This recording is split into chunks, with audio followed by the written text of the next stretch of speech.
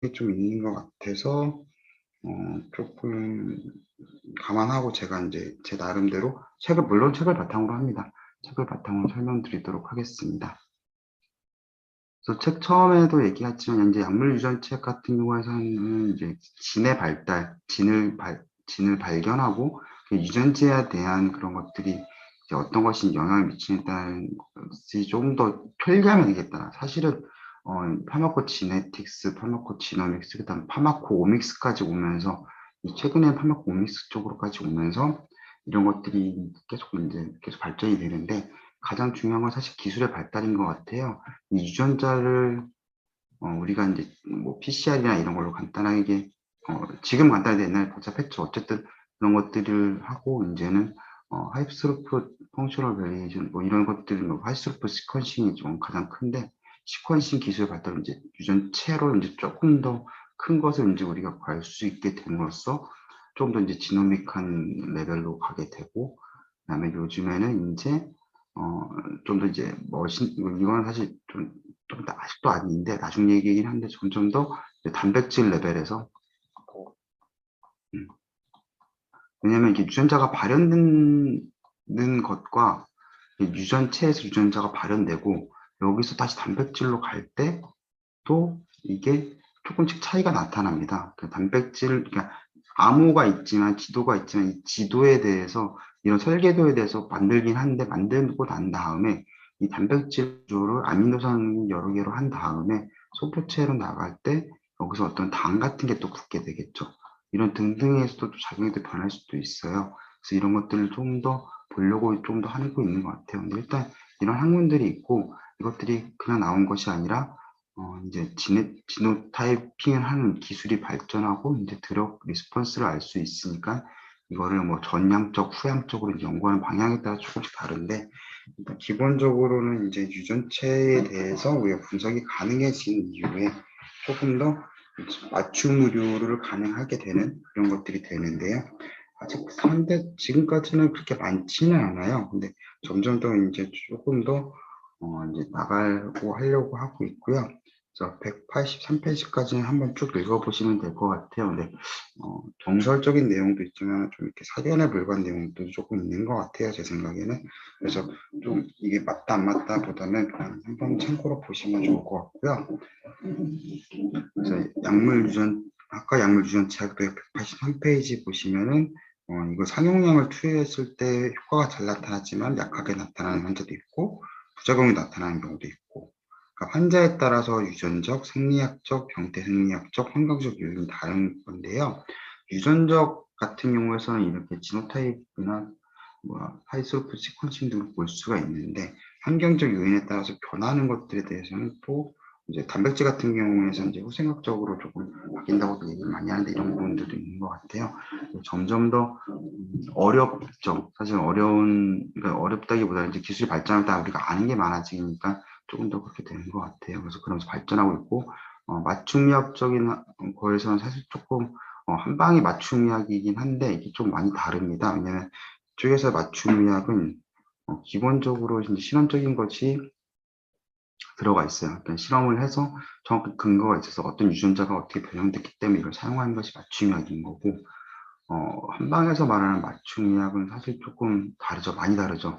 한방에서는 그냥 단순하기보다는 조금 더 약간 좀 감각적인 게 좀 많죠. 그냥 외부로 봤을 때 나타나는 증상들을 판단하고 이 사람이 나타나는 것이 그러니까 결론적으로 파마코오믹스에 관한 내용이 좀 더 큰 것 같아요. 환자의 기록과 봤을 때 뭐 우리가 보는 관점은 어떤 유전자가 A에서 B, C로 가는 게 아니라 유전자의 작용이 나타난 다음에 증상이 나타나는 것이 여러 가지 유전자나 여러 가지 단백질이나 그런 것들에 의해서 나타난 것이므로 우리가 이해학을 써야 된다가 이제 논리적인 근건데요. 많이 다르죠. 그렇기 때문에 이제 한방에서 말하는 맞춤의학과 양방에서 말하는 맞춤의학을 같이 보는 것은 조금 안 맞는 것 같습니다. 네, 그래서 이제 183페이지를 계속 쭉 보시면은 점점 더 이제 약물 유전자 방법을 써서 유전자 특성을 밝히면서 이제 약물요법을 선택을 하는데 현재는 많이 다 돼 있진 않고요. 점점 더 이제 신약 개발 과정이나 시판후 조사, 즉 PMS를 하면서 좀 더 이제 부작용이 안 나는 그런 것들을 부작용이 안 나게 할 수 있는 약은 이미 개발됐으니까요.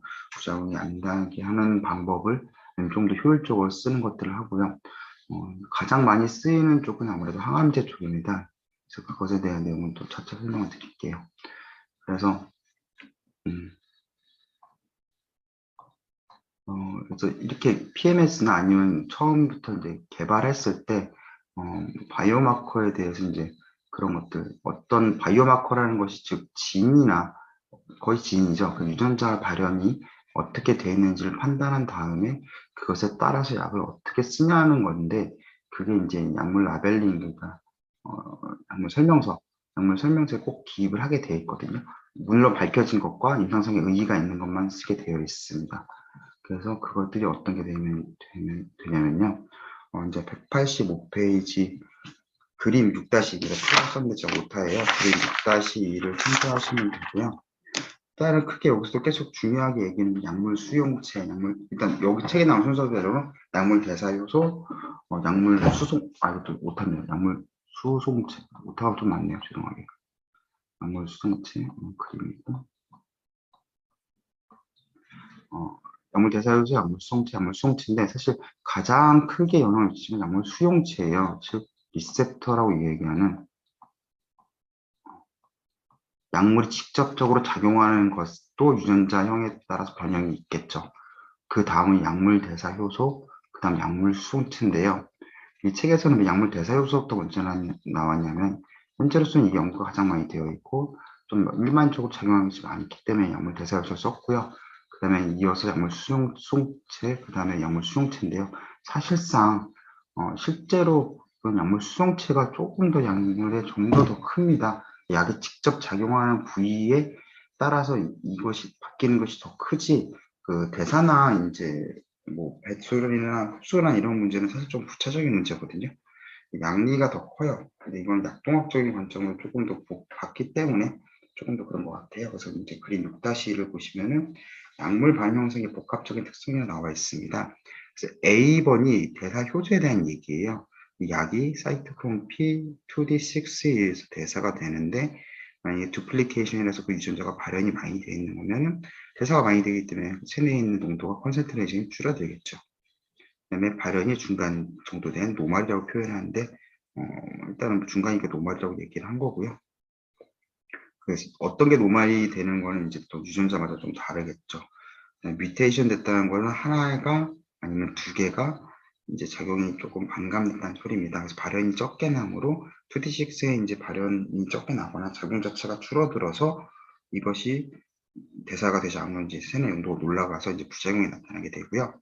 이제 B번 같은 경우에서는 이제 약물 수송체에 대한 이야기입니다.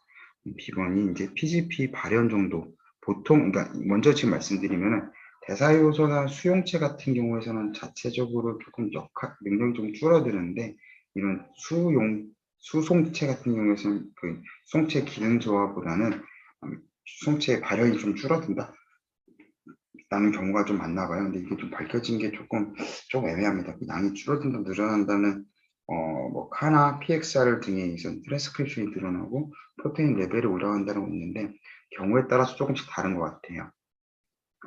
그렇기 때문에 일단 이제 PGP의 양이 발현이 많이 되면은 이제 뭐 약이 더 들어간다든지 바코 많이 나가든지 뭐 이런 것들, BB 추가가 어렵다든지 뭐 쉽다든지 이런 것들이 나오죠.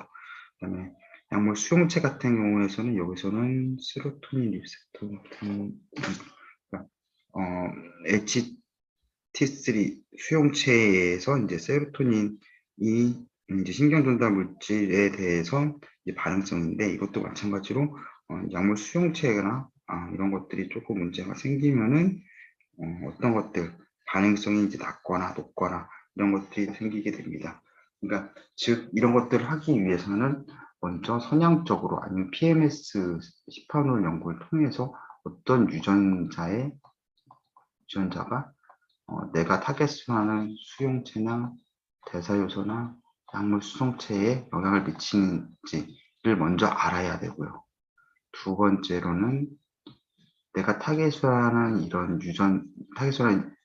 수송체에 이 약물이 어떻게 작용을 하고 대사효소가 어떻게 되고 약물 수용체가 어떻게 되고 이 두 가지를 전부 다 알아야겠죠. 그래서 가장 최신이라고 보기엔 조금 그런데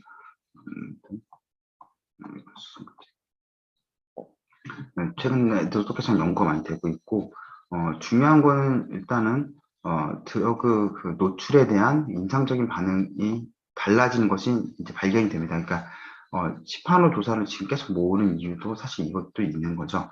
그러니까 이 약물 특히 뭐 어떤 특정 약물이 특정 수용체에서 크게 작용하거나 작용이 알려져 있거나 어떤 대사 요소에서 좀 특히 2D6나 뭐 2C9, 2C19 이런 베리에이션이 큰 그런 사이트 CIP 같은 경우에 이렇게 막 여러 가지 종류가 있는 그러니까 2D6에서도 뭐 스타 1, 스타 3, 스타 13, 뭐 스타 2 일단 1, 2, 3이 가장 많은데 이렇게 것들이 있는 것들이 많은 것들에 대해서 작용을 한다거나 아니면 특정 수송체에도 많이 PGP나 BCRP에 많이 영향이 받거나 이럴 때는 베리에이션이 크다고 생각이 되고요.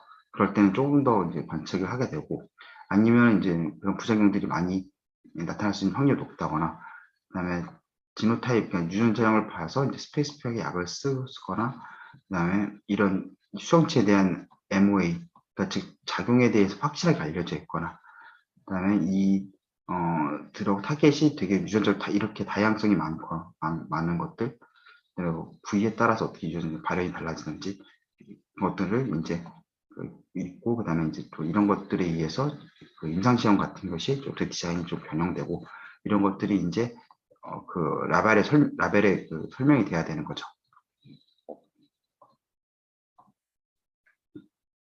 그래서 여기서 보는 것처럼 이렇게 지노타입을 한다는 것 자체가 조금 이게 최근에는 많이 쉬워졌는데 옛날에는 되게 어려웠죠. 그래서 이런 거에 대해서 이제 키트나 의료기기 등에 대해서도 많은 연구가 또 같이 선행돼서 필요합니다. 그래서 복합적으로 유전자를 알아야 되고 유전자를 진단할 수 있는 어떤 기구가 필요하고요. 약물이 있고 약물을 또 어떻게 하는 것이 필요하고 이렇게 꼭 크게 또 이것까지 합쳐서 3단계로 좀 이렇게 나눠서 보시면 조금 더 쉬우실 것 같아요. 그래서 이제 임상시험을 디자인하는 것에서 좀 간단히 말씀드리면은 예전 같은 경우에는 그냥 랜덤마이제이션 해가지고 먹고 안 먹고 컨트롤 그룹을 했는데 이제는 이제 처음서부터 이제 지네틱한 것을 먼저 살핀 다음에 거기서 이제 어떻게 컨트롤을 하고 인터벤션을 나누고 이렇게 해서 그 약을 도징을 어떻게 하고 이것들이 이제 나오게 되겠죠. 그래서 그러니까 파마코 지네틱 랜더마이즈 컨트롤 트라이얼이 많이 중요하게 되고 이게 특히 항암제에서는 많이 하게 됩니다.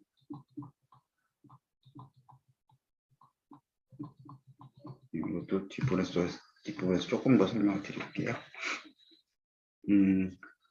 그래서 그것에 대한 내용은 이제 180페이지로 넘어가서요.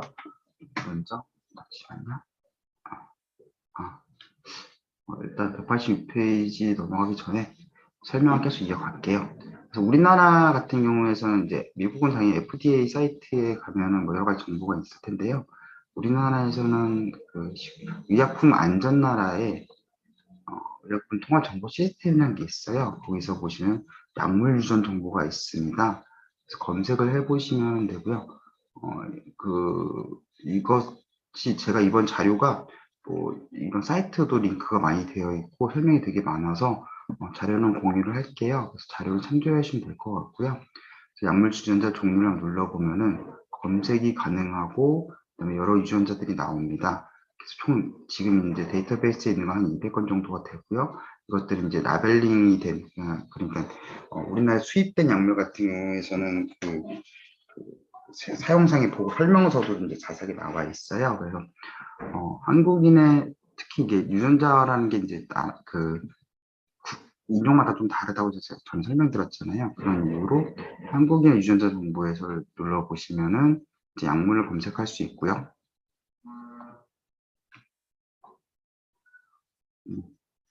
약물을 검색했을 때 이제 보통 많이 보는 것 중에 하나가 이제 와파린이라는 것을 이제 검색을 했고요. 거기서 이제 생체 지표로 이제 크게 이거와 이게 있는데 가장 중요한 건 프로핏 2C9하고 VKORC1이라는 두 개가 중요합니다. 그래서 일단 그런 게 있고요.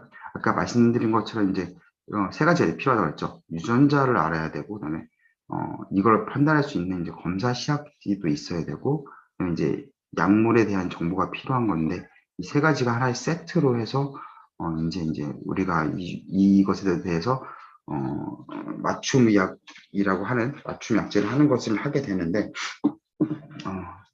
일단은 그렇습니다. 그래서 이걸 알아두시면 좋겠죠. 최신 트렌드 중에 하나고, 맞춤약을 만약에 한약도 이런 관점에서 한다면 사실 조금 많이 어렵죠. 사실 거의 불가능할 그 정도 같아요. 왜냐면 한약 자체가 너무 다성분이고, 다성분계가 어떤 유전자 어떻게 작용하는지도 모르고, 네, 많이 좀 어렵습니다. 그래서 일단 한약에 어떻게 적용해야 될지는 조금 더 연구가 많이 필요할 것 같고, 그런 것들 여러분들이 조금 더 나중에 공부하시면서 조금 더 많이 봐주시면 좋겠어요. 그래서 일단은 양방 중심으로 계속 설명을 드릴게요. 그래서 와파린을 이제 클릭을 하게 되면은 약물의 유전 정보가 나옵니다.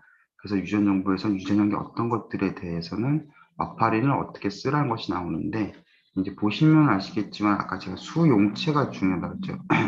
죄송합니다. 그다음에 대사요소는 나중이라고 말씀드린 이유 중에 이게 그 중에 하나인데, 보신 것 같이 VKORC라는 게 이제 와파린이 이제 작용하는 그 효소예요. 잠시만요. 네, 먼저 이걸 살짝 설명을 드릴게요. 그러니까 비타민 K가 이제 이제 혈액을 응고시키는데, 와파린이 이것을 비타민 K를 이제 응고시킬 수 있게 만드는 형태로 만드는 것을 이제 이 효소가 있는데, 이 효소에 대해서 와파린이 활성을 저하해서 이것이 이제 효과가 나타난 겁니다. 즉, 이 유전자에 대해서 직접적인 영향이 되게 커요. 이 유전자형에 따라서 와파린의 유지 용량이 매우 달라지게 되죠. 3.5에서 5.0으로 달라지게 되고요. CIP 같은 경우도 마찬가지로 중요하지 않는 건 아닌데, CIP 유전형에 비해서 그 차가 훨씬 더 작죠. 그리고 2C9 같은 경우에서는 스타 3예요. 스타 13하고 스타 일단 뒷부분에 나와 설명을 다시 드리긴 하겠는데, 지금 먼저 이거부터 할까요? 186페이지 보시면 이제 밑에 CYP2C9과 와파리 나와 있고요. 그 중에서 이제 표 6-1과 6-1을 먼저 볼게요.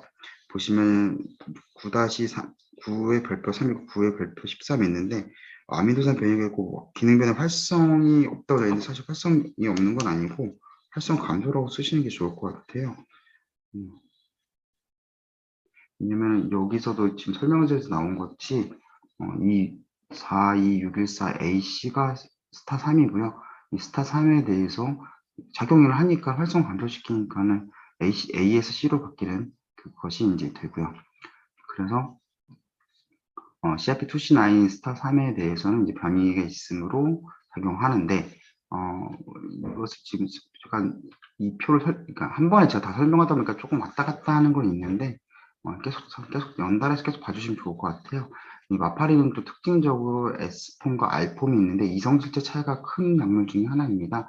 S폼이 주로 이제 양효과를 나타내고, 이것이 R폼보다 얘가 양효과가 없다는 게 아니라 얘가 훨씬 크고요. 그다음에 CRP2C9에 의해서 얘가 이제 분해라기보다는 이제 산화가 되죠. 산화가 돼서 CRP에 산화가 되기 때문에 이제 좀 극성이 생기므로 이제 활성이 없어지게 되는데요. 그래서 이 CRP2C9의 변화에 따라서 이제 민감하게 작용하는데, 이거보다 이 수용체에 대한 영향이 훨씬 크다는 걸 말씀드렸고, 이런 정보는 이 사이트에서 다 보실 수 있거든요. 사실 책을 보는 것보다 이 사이트 보는 게 저는 더 맞다고 생각을 해요. 그리고 이게 다 최신 정보고요. 그리고 책은 멈춰 있으니까 변하지 않잖아요. 근데 사이트 계속 변하니까는 이런 최신 정보는 이런 사이트를 통해서 계속 보시는 게 좋을 것 같아요. 그래서 이제 이런 정보가 있는 것이 이제 의약품 안전단에 이런 정보가 있고, 예의로 이렇게 이런 거 있다고 설명드리다 보니까 이제 진도가 186페이지, 7페이지에서 2C9까지 이제 설명을 드리게 됐네요. 그래서 이것은 그 사이트를 보시면 되고요. 미국 사이트로 말하기 좀 웃기긴 한데, 그 라벨링에 대해서 나온 사이트에서도 이제 파마콜디내믹 바이오마커 인 드러그 라벨링 해서 거기 아까 이 사이트 검색해 보시면 밑에 링크 있고요. 이렇게 똑같이 비슷하게 나옵니다. 그래서 이 정보랑 저 정보랑 사실 큰 차이는 없겠죠. 오히려 죄송합니다. 오히려 국내 거를 보시는 게 더 맞는 게 한국인에 대한 정보가 특별하게 있으면 저기 쓰겠지만은 아무래도 우리나라 게 좀 더 한국인에 맞는 거가 맞게 썼겠고요. 마찬가지로 이런 정보가 나와 있는 게 이렇게 라벨링이라는 것 자체에서도 와파린 계속 가져왔는데요. 와파린 계신데 일반약 정보의 효능력과 용법 용량이 나와 있죠. 용법 용량의 유전성에 따라서 쓴다가 나와 있어요. 그래서 이런 것이 이제 또 중요합니다. 그래서 이런 것이 이제 알려면 유전자가 알려면 이제 유전자 뭐 바로 PCR도 되지만 또 키트를 사용해서 금방 지금 코로나 바이러스 검사하듯이 코로나 키트가 있잖아요. 그렇게 금방 할 수 있게 하는 게 있고요. 이제 다음 걸 넘어가면 그래서 이제 아까 말씀드렸던 PMS라는 게 시판 후 의약품 위해성 관리 계획이고요. 그 약물 유전체 활용 가이드도 이제 우리나라에 좀 잘 남아 있어요. 그래서 식품의약처에서도 다시 여기서 예를 든 것들이 와파린이나 뭐 다른 것도 있는데 그 전에 일단은 이걸 뭐 시간 관심 있으신 분은 이걸 읽어보시면 좋고요. 약물 유전체 지표들의 형태, 약동학, 약력학, 약물이상모성에 연관된 생체 지표들, 특수 집단에서 특히 인종과 그 나이에 따라서 이런 나이가 더 많이 중요하거든요. 그다음에 위해성 관리 계획 내에서 약물 유전체가 어떻게 이용하면 좋은지 이게 나와 있고 대표적인 약물들이 여기 나와 있어요. 아베카피르, 그다음에 카바마제핀, 카바마제핀 2번 나와 있네요. 그다음에 알로프린, 알로프리놀, 클로피도그램 하고 타목시펜 이런 것들이 중요합니다. 특히 이런 것들은 전문의약품들이 사실 대부분인데요. 보시면 이렇게 인종 차이가 있는데 사실 여기서 한국인이 있는 건 좀 이런 쪽하고 그다음에 클로피도그램 같은 경우가 있고 타모시펜은 뭐 그렇게까지 큰 것 같지는 않아요. 그래서 내용을 보시면은 이제 스티븐 존스 존이라고 가끔씩 나오는 그런 약 먹고 빨개지는 것들 있잖아요. 이런 것들 원인을 알 수가 없는데 이런 HM 유전자 차이에서 많이 된다고 연구가 많이 되어 있거든요. 스티븐 존스 증후군은. 근데 카바마제핀이 특히 여기서 이제 작용을 하는 그런 게 나옵니다. 그래서 허가사항에서 주의사항으로 하거나 일반적 주의. 대부분 사실 유전자형을 검사를 요즘 많이 안 하는 게 주의사항인지 권고사항인지 경고 약간 이런 식으로 돼 있지 막 너무 약간씩 좀 달라요. 그냥 여기서 그러니까 제가 말씀드린 목적은 뭐냐면은 책에서 나와서 중요하다고 나오고 연구 중인데 아직까지는 적용이 안 되는 부분이 많기 때문에 그 말씀 먼저 드린 거고요. 그래서 그 내용을 조금 더 볼게요. 그래서 뭐 여러 가지 내용이 있는데, 여기서 이제 유효성과 안전성 관점에서 약물 치료에 관한 유전자 환경 영향이 있고, 가장 사실 큰 건 개인간 편차가 가장 큽니다. 개인간 편차를 다 알 수가 없기 때문에 일단은 대략적으로 유전체 기능 변화 또는 이런 성질들의 영향이 있고, 그래서 상이한 유전 프로파일 환자 하위 집단에서 이제 특이한 약물 유해 반응 사례에 이제 발생을 할 수가 있기 때문에 이런 것들을 하고 지금 약물 유전체하고 우리가 배우고 있는 거죠.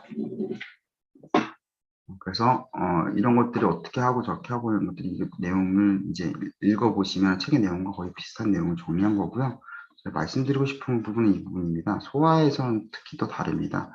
특히 신생아 영아 유아에서는 이제 신생아에서 7이라는 것이 나타나고 영아에서는 이렇게 나타나며 출생 1년까지 SF가 증가하다. 즉 발달 단계에 따라서 이게 점점 늘어나거든요. 이게 애들한테는 이것들이 없는 거예요. 그렇기 때문에 특히 3A가 되게 많은 약물들을 대상하게 되죠. 그렇기 때문에 용량을 BMI로만 하는 게 아니라 이런 특정한 유전자형 발현이 적기 때문에 조금 더 용량을 좀 더 적게 써야 된다는 이야기죠. 그래서 보통은 이런 것들은 약물 그런 라벨링이 잘 되어 있습니다. 그래서 그런 것들을 알고 써야 되고요. 여기서 그러니까 효능 효과에서도 파트에서 특정 유전자 형질이 나오거나 용법 용량에서 특정 유전자, 주의사항에서는 특정 유전형. 그러니까 즉 어떤 특정 유전형에 나오면은 효능 효과, 용법 용량, 주의사항 뭐 등등등에서 이제 점점 다 유전자 표현형에 대한 걸 표현이 꼭 언급이 들어가 있는 내용이 결국 이 내용입니다. 여기까지 해서 이제 제도적인 부분하고 이제 약물 유전 취약을 왜 하는지에 대해서 설명을 드렸고, 어디서 보면 되는지 국내와 미국 사이트에 대해서 알려드렸어요. 명명법에 대해서는 이제 186페이지 이제 약물대사효소 윗 단락에 표현하고 있는데요. 처음에 보고된 서열을 1, 2, 그다음에 2고, 그다음에 이렇게 쭉쭉쭉 가고, 표준 명명법에 대해서는 사이트가 나오는데 이 사이트는 지금 작동을 하지는 않고요. 여기 제가 링크한 것을 보시고, 그다음에 이 논문이 이것에 대한 이제 대략적인 정해진 내용을 정리하는 논문, 그러니까 이걸 하고 논문이 먼저 나오고, 그러니까 컨소시엄이랑 회의를 먼저 하고, 그 논문 정리를 하고, 그다음에 정해졌다. 이것이 이제 사이트에서 이렇게 나온 건데, 여긴 책에 나온 거는 사이트가 없어졌습니다. 그래서 몇 가지 설명드리면은 이제 바뀌는 것, 대체되는 것은 G에서 T로 바뀐 것은 어떤 위치에서 나온 것들, 딜리션 된 거는 대리라고 쓰고, 인버전 된 거는 인버전이라 쓰고, 두플리케이션은 두플리케이션이라 쓰고, 인서션은 여기 들어간 게 뭔지 쓰고, 컨버션도 컨이라고 쓰고, 델리트 인서션은 이렇게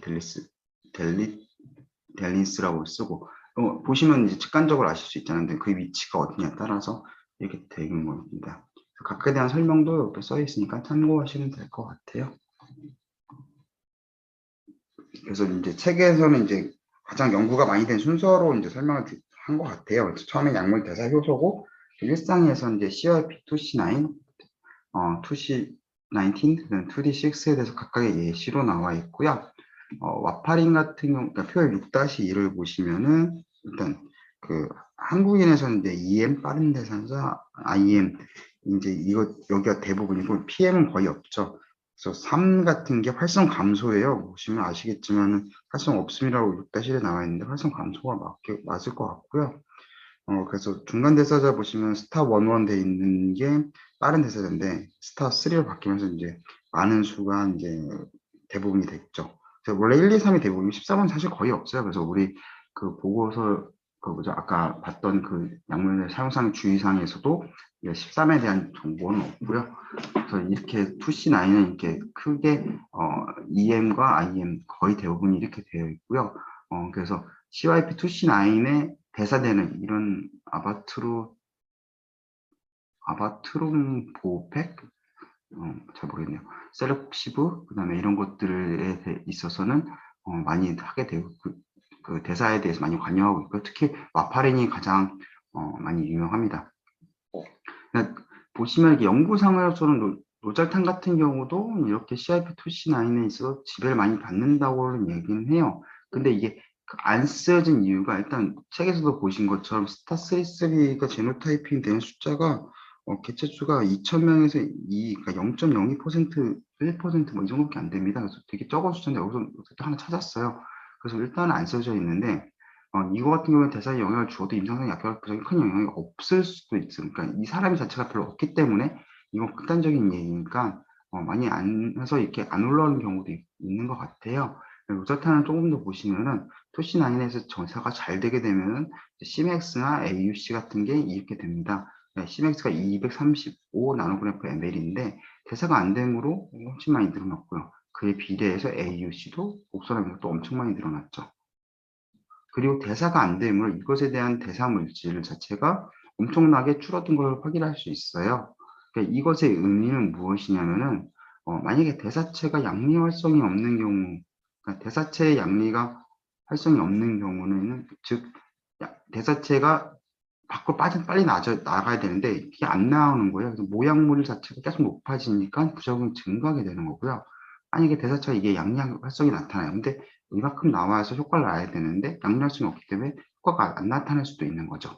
그래서 이런 것들이 이제 중요하게 됩니다. 그래서 일상에서는 이제 토시나인의 와파린이 이제 대표적인 예고요. 다음은 이제 2C19이고요. 책에서는 180 페이지 보시면 될 것 같아요. 그래서 책의 내용은 제가 아까 다 설명드렸던 내용이고 한번 좀 읽어보셔도 좋을 것 같아요. 토시19 같은 경우에 프로톤 펌프 저해제에 많이 영향을 미친다고 되어 있는데 상당히 여기 토시19도 많은 일단 유전자형은 이제 관련 유전자는 이렇게 스타2, 스타3, 스타17 이렇게 세 가지가 일단 관련 유전자형으로 많이 알려져 있고요. 그다음에 뭐 타나비르, 그다음에 이런 엑스티닙 뭐 등등등등등 많은 약물들이 많이 되어 있고, 사실은 여기서는 클로피도그렐이 한국에서 그러니까 좀 많이 쓰여요. 클로피도그렐 같은 경우에서는 혈전 용해제로 쓰이는데, 근데 투시나인틴의 기능이 저하된 환자에 비해서 저하된 환자는 이제 활성대체 점수 노출이 적어 신경질 발생 확률이 높아진다. 그러니까 아까 말한 이제 활성대사체, 대사체가 활성을 나타내는 게 뭐 얘가 대사가 돼야 되는데 안 되니까 얘가 효과가 작은 거예요. 그럴 때는 이제 대체 치료나 좀 더 올리는 이런 것들로 해야 됩니다. 그래서 이게 아까 말씀드린 두 번째 예이고요. 그래서 우리나라에서는 클로피도그레이 투시나인의 대표적인 예입니다. 19에. 책에서는 또 오메프라졸을 설명하긴 했어요. 근데 사실 오메프라졸의 이 PPI 같은 경우에는 그렇게 뭐 농도 차이에 따라서 그 효과가 뭐 차이도 있긴 하겠지만 그게 사실 그렇게 크게 차이가 나는 것 같지는 않고요. 책에서도 뭐 그렇게까지는 아닌데 중요한 거는 이제 헬리코박터 파일로긴 박멸에서 이게 더 이제 이야기인데 대사가 잘 안 되므로 이제 느린 대사자에서 이제 그 오메프라졸 혈중 농도가 오메프라졸 자체가 흡수가 잘 안 되는 약품으로 알려져 있거든요. 그래서 혈중 농도가 같으나 작은데 더 안 이게 빨리 없어지면 더 유지가 안 되니까는 뭐 작용이 해서 헬리코팔 박멸에 더 유일하다고 이런 얘기는 있는데 이건 사실 좀 학문적인 아직 뭐 정설이 아닌 건 아닌데 정설 학계에서는 받아들이지만 임상에서는 받아들이는지 잘 모르겠어요. 저 의사가 아니면 뭐 물어보는 것도 아니지만 일단은 그 복용법 자체는 일단은 뭐 유전자형에 따라서 왜냐면 유전자형을 보는 게 자체가 좀 돈이 더 들고 생명에 큰 위협이 없거나 뭐 약물 자체 이렇게 사용에 있어서 그 중요한 것이 아니면은 좀 이렇게 되는데 일단 현재로서는 이런 사이트나 어디 복용법에서 나와 있지는 않습니다. 사실 오메프라졸보다 사실 클로피도그렐이 더 중요해요. 투시19에서는요. 2D6에서는 위분 한국에 대해서 그 비율이 책에 나온 내용을 정리한 거고 표 6-6이고요. 아미노산 변이, 그러니까 결국은 활성 감소 보시면 유전자 결손, 이 정도 스플라이싱, 다수역지 이런 건 괜찮은데 아미노산 변이가 가장 크거든요. 그러니까 아미노산 그 서열이 변경되거나 어떻게 이제 아미노산 즉각적 작용한 것이 이제 단백질에서 변화가 되면은 활성이 감소하거나 증가하거나 이런 것들이 나타납니다. 다수 배복체 같은 경우에는 맨 위에 표 6-5 메뉴 보시면은 더 많아지니까는 보통 활성 증가되는 것을 이야기하고요.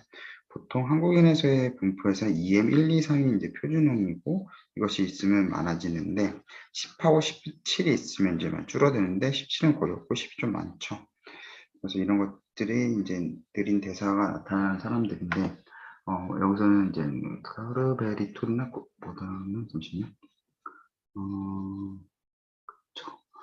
주로는 많이 얘기하는 거 코데인이에요. 그러니까 아까 클로피도 그래도 마찬가지로 코데인도 마찬가지로 이제 활성 대자체인 모르핀이 중요하죠. 코데인이 중요한 게 아니라 대사가 돼서 모르핀이 나타나야 되는데 이제 그 느린 대사자에서는 진통효과가 안 나타나는 게 또 문제고 사실 좀 극단적인데 그러니까 아주 빨리 대사되는 사람한테 너무 많은 용량이 갑작스럽게 증가함으로 유해방이 나타나서 하는 거죠. 이제 191페이지부터 이제 예시가 나옵니다. 프로작에 대한 예시가 나와요. 그래서 처음에 프로작 같은 이제 그런 맨 처음에 그 190페이지 처음에는 이제 프로작이라는 그런 강박장애나 아니면 항우울제인데 항우울제를 많이 먹은 건 아닌데 대사가 지키는 2D6가 부족해서 죽을 수 있었다 이런 게 나와서 이렇게 뭐 하는데 사실 현재로서는 그렇게 검사를 해서 하고 있지는 않는 것 같아요. 그리고 여기 이제 나오는 이제 예시들 중에서 아미프라이도 트리프틴, 마플린 등이 있고 뒷부분 넘어가면은 프록세틴, 뭐 파록세틴인데 프록세틴은 우리나라에 또 미화관 품목이고요. 어쨌든 이렇게 항우울제에 대해서 조금 더 반응이 좀 달라지는 것은 이런 것들이 있고 카르베리톨이라는 것이 이제 이 중에서는 조금 더 메타볼라이즈 좀 사람한테 우리 한국에서 조금 더 좀 많이 좀 주의 깊게 써야 되는 그런 약물이라고 합니다. 그래서 책의 예시보다는 실제로 카르베리톨 같은 게 더 중요하다고 생각돼요. 2D CX에서는.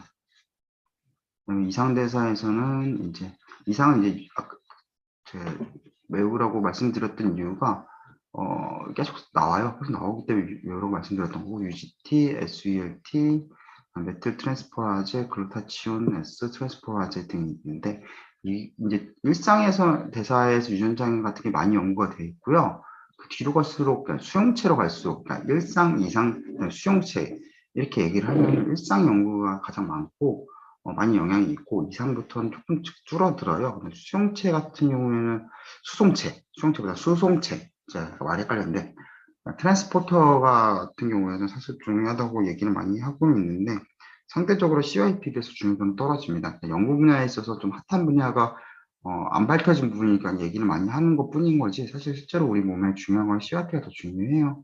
일단 UGT에 대해서는 또 마찬가지로 이렇게 검색을 해보면 UGT가 전부도 아닌데 많이 발현되는 거긴 해요. 1, 3, 4, 6, 9, 15, 그다음에 B4, B7 등이 있는데 유전자는 여러 가지 알려져 있지만 실제로 이제 관련 유전자형이 에서 이렇게 유전자가 작용되는 약물들은 많이 없고 여기서 중요한 건 사실 이리노테칸이 많이 중요합니다. 이리노테칸 같은 경우는 칼리포시 에스터라즈에서 SN38을 활성형 대상체로 바뀌는데요. 1A1, 1A7, 1A9 등에 의해서 이제 대사 일어나는데 그중에 특히 1A1에서 스타 28 여기서 이제 대사가 저하가 되는 이것에 대해서 독성이나 뭐가 나타나게 되겠죠. 그래서 특히 저항 대사가 지연되는 경우 심각한 이상방이 나타나므로 그러니까 이노테칸 같은 항암제 같은 경우에서 우리 몸에 미치는 영향 자체가 큰데 여기서 그러니까 보통은 이게 정확한 농도로 체내에 들어가야지 이게 효과를 나타내고 독성이 없는 거잖아요. 암 환자의 가뜩이나 체력 약화된 환자의 항암제를 투여했는데 그 항암제가 생각보다 더 많이 체내에 남게 되거나 유지가 된다면은 같은 말이죠. 그러면 이제 좀 더 독성에 의해서 사람 몸이 좀 더 상하게 되고 안 좋게 되므로 이런 것들이 좀 더 중요합니다. 그래서 원A1에는 이병택한이 큰 가장 중요한 예시고요. 대표적인 예시고 중요하다기보다는 대표적인 게뭐 중요하다고 얘기할 수도 있겠네요. 두 번째는 TPMT에 대해서도 나오는데요. 메카토피린도 마찬가지로 이것도 마찬가지로 그 대사되지 못하면 독성이 증가하게 됩니다. 메카토피린 같은 경우에는 이게 그림이 잘 안 보일 수 있는데 이 TPMT로 되게 각 대사가 이렇게 대사 되기 전 대사 1, 대사 2, 대사 3이라고 얘기하면 전부 다 이제 많은 것들이 이제 분해가 되는 것이 이제 TPMT에 의해서 많이 분해가 돼요. 그래서 이것 뭐 백혈병이나 류마티스성 질환, 염증성 장질환, 장기 이식 등에 잘 많이 쓰이는데 이런 것들이 이제 문제가 될 수 있고요. 그다음에 192페이지 아래쪽 보시면 다른 효소들의 예술도 있어요. TPMT도 있지만 HNMT 그다음에 홈트 등이 있는데 홈트 같은 경우도 실제 약효 양리 타겟팅이나 이런 것을 많이 쓰입니다. 그래서 많이 중요하고요. 그림 6-5를 보시면요. 맨 위에 유전자형 표현력 분석에서 나오는데 스타 1은 일반형이고 2, 3A, 3C가 결손형으로 이것이 결손형이 되면은 용량이 되게 많이 줄게 써 있는 것이 맞다고 하는 그 이야기입니다. 그래서 이제 티오피린계 약물 등이 이제 약효를 미침으로 그것을 좀 봐야 된다는 얘기고요. 다음은 약물 수송체에 대한 이야기입니다. 주요 약물 수송체는 이제 많이 이야기하는 것들이 중요한 것은 PGP, BCRP, OATP1, B1, BC, OCT, OAT부터 먼저 OAT, 13, OCT, 그다음 메이트 신장에서 주로 발현되는 거죠. 이런 것들이 있고 6-6을 보시면 되고요. 전부터 좀 설명을 드렸던 부분을 일단 넘어갈게요. 수송체에 대한 내용입니다. 그래서 계속 내용이 나오고 그다음에 뭐 PGP, ABCB1은 그 발현이나 이런 것이 나오는데 사실상 이게 장기 발현 정도에 따라서 유전장에 따라서 이제 장기 발현이 달라지게 되는데 여기서 보시는 것처럼 연구는 많은데 일관성이 없대요. 가장 많이 연구가 이게 변이 이렇게 돼 있는데 책에서는 뭐 어떻게 변이가 있고 연구도 많이 돼 있어요. 이게 어떤 것은 어떤 질환에 찰트드 AL에서의 뭐 마커가 될 수도 있고, 그다음에 이것 질환 자체 마커가 될 수도 있고, 아니면 이것에 의해서 뭐 발현이 다르니까 뭐 다르게 쓰는데 사실 실제로는 그렇게 쓰고 있지는 않습니다. 특히 뭐 에리스키렌이라는 이런 것들이 아예 이 약물 국내 허가도 안 되는 약물이고요. 그래서 일단은 뭐 현재로서는 PGP에 대해서 유전자 형체에서는 현재로는 이것이 얘의 작용을 좀 더 뭐 변형시키거나 이거는 별로 없고 발현이 조금 변화할 수는 있는데 일반적인 정확히 일반적인 것도 없고 약물도 그렇게 영향을 미치는 것은 현재로서는 없다고 보시는 게 맞을 것 같습니다. 그 다음에 이제 OATP 1B1 같은 경우에서는 이제 스타틴계 많이들 먹는 고철 치료제에 대해서인데요. 이거는 좀 연구가 많이 돼 있어요. 연구가 많이 돼 있고 많이 좀 유명합니다. 그래서 일단은 유명은 한데 이것도 마찬가지로 용량 조절을 하지는 않아요. OCT1 같은 경우에서는 이게 SLC22A1이 이제 OCT인데요. 이것은 뭐 세 번째로 책에서 설명했는데 메포민 같은 걸 많이 써서 이 자체가 약을 안 듣는 이유가 이 유전체 때문이라는 하나의 것은 있는데, 그러니까 OCT가 간 기점막에 존재해서 흡수하는 그런 역할을 하는데, 그래서 심액선 증가적 공포 용적이 감소했다는 소리는 뭐냐면 간 자체는 들어가는 거예요.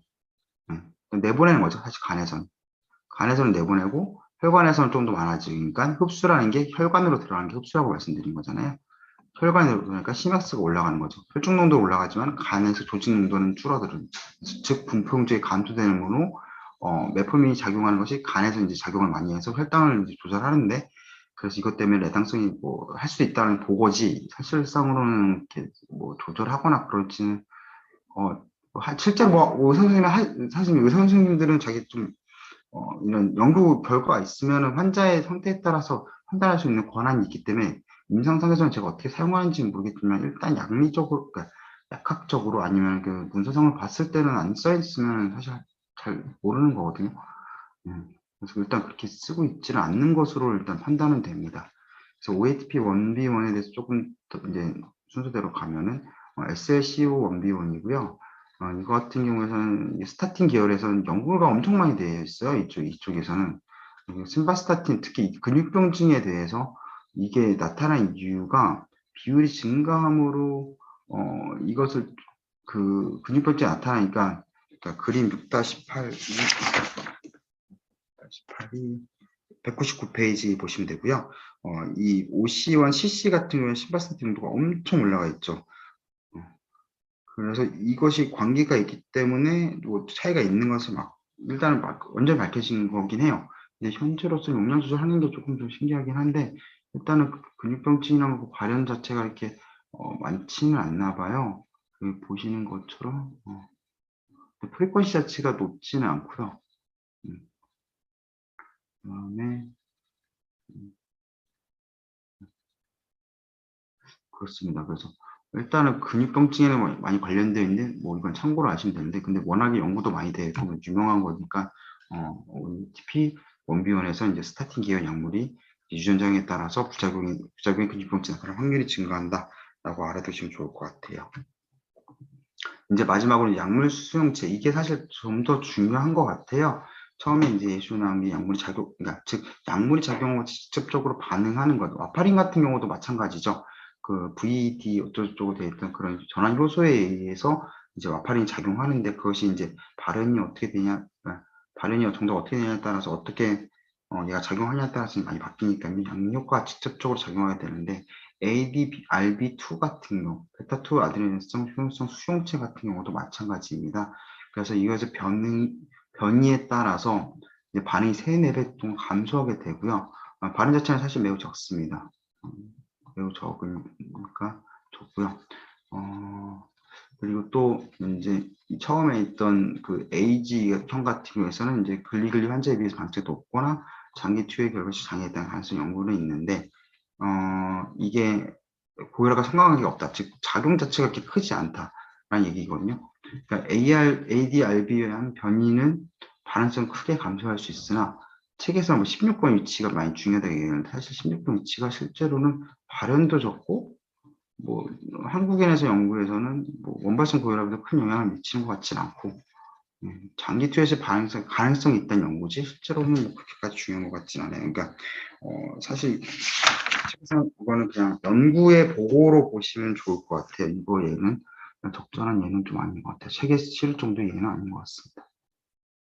그다음에 EGFP가 돼 있는데요. 이런 암세포들이 사실 더 중요하거든요.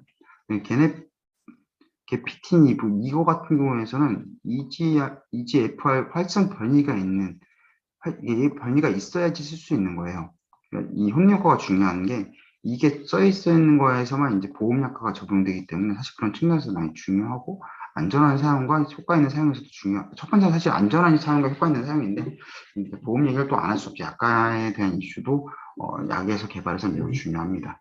그래서 게피티니브 같은 경우에 EGFP 활성 변이가 있는, 즉 약물 유전체가 먼저 확인한 다음에 쓰는 약인 거예요. 그래서 1차적으로 쓰는 게 아니라 전이성, 이미 물론 활성 변이가 있으면 1차성에도 쓸 수 있는데, 보통 이제 1차보다는 전이성 기술 제품의 경우에 얘가 그냥 생긴 게 아니라 EGFP가 라는 것이 이제 변형이 있을 때 나타나게 되고요.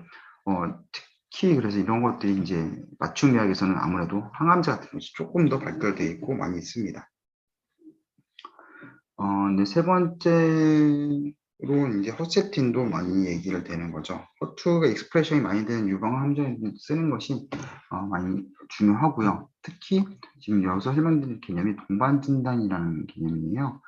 컴패션 다이그노시스틱스라고 해서 치료와 진단을 같이 하게 됩니다. 그래서 양성 전이 유방 환자의 치료에서는 어떻게 써라. 얘가 허투가 많이 되면은 트라스투주맙을 쓰게 되는 거죠. 허세틴이죠. 많이 유명하고 많이 판매도 되고, 그래서 처음에는 이제 보통 5FU나 이제 뭐 시스플라틴 뭐 이런 것들 1차적으로 많이 쓰게 되는데, 이게 만약에 허투가 익스프레시 많이 된 유방암이에요. 그럴 때는 바로 이걸 쓰는 거게 되고 효과도 훨씬 좋죠. 그래가지고 이제 이 동반 진단이라는 게 자체가 많이 중요하게 되고요. 그 FDA에서도 이렇게 뭐 1000단계에서 또 같이 디벨로프하는 것을 추천하고 있고, 각 단계마다 어떻게 하는 데에 대해서 이제 다 얘기를 하고 있어요. 처음부터 치료제 개발 단계에서부터 MOU, 즉 모드 오브 액션이라고 해서 이제 치료 과정을 알고, 거기서부터 이제 진단 시약과 진단 방법 또는 진단 기구를 같이 개발해서 같이 이제 작용을 하게 된 것까지 같이 가면 좀 더 좋은 거죠. 근데 그 전에 뭐 일단 뭐 이건 아니더라도 그 유전자가 확실하게 되는지 안 되는지를 아는 것이 또 중요합니다. 네, 그래서 일단은 거의 내용은 끝났습니다. 그 마지막 201페이지 책에서는 이제 SNC 나트륨 채널과 카바멘 제페인 나오는데, 여기서 나온 사이트는 일단 없어졌고요. 그리고 뭐 카바멘 제페인의 뭐 스프레시 변했는데, 일단 지금 연구 결과일 뿐인 거지 사실 그렇게 뭐 인상성이 중요한지 잘 모르겠어요. 자, 그래서 이제 202페이지의 내용입니다. 그 202페이지부터 이제 정리하는 내용이죠. 그래서 산화 약물 간의 반응을 첫 번째, 두 번째 문단입니다. 다양성적 특징이 밝혀진 것은 대개 침투성이 높은 단일 유전자의 특징이고요.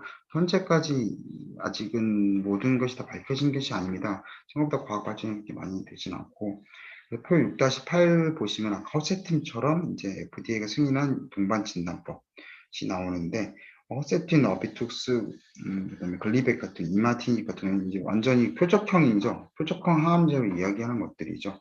딱 이것을 표적을 참기 때문에 이것들은 같이 이제 보시면은 보통 뭐 면역 조직 화학 검사 엘라이저죠.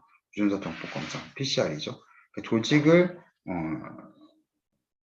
단백질을 확인하든지 아니면 유전자를 확인하든지 이런 것들을 써서 이제 보는 거죠. 그래서 아니면 키트를 써서 뭐 보통은 요즘 많이 개발돼서 일일이 다 오랜 시간 하지 않고 뭐 바로바로 나오는 것 같아요. 그래서 그런 키트나 의료기기에 대한 개발에 대한 그런 것도 많이 투자가 되고 있습니다.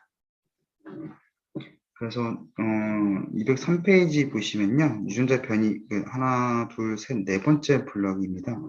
유전자 변이와 약물 반응의 상관성이 밝혀져 유전자 표준으로 사용되고 있는 예가 TPMT, UGT1A1, CRP2C9 하고 BKORC, 2D6, EGFP, HOST2 등 이것들이 나옵니다. 그래서 이것들이 점점 더 확대되고 있고 연구가 많이 되고 있고요.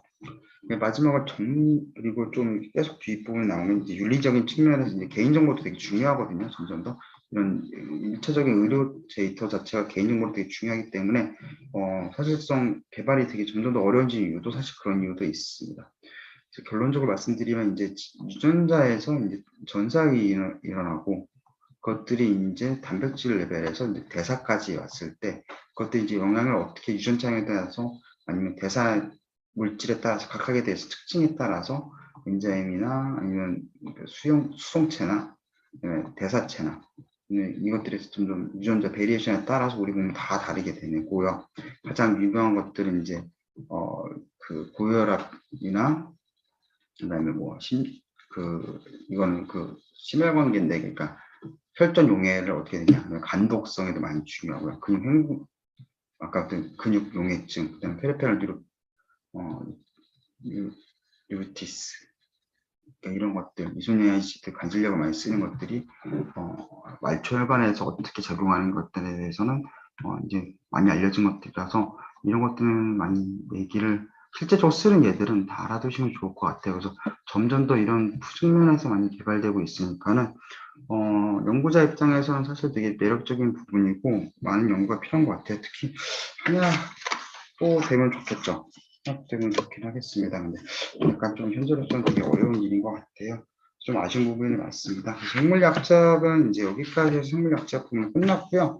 다음 주부터는 이제 PK 파트입니다. 약종학 파트고 양리학 파트고 그 다음에 그런 것들이요.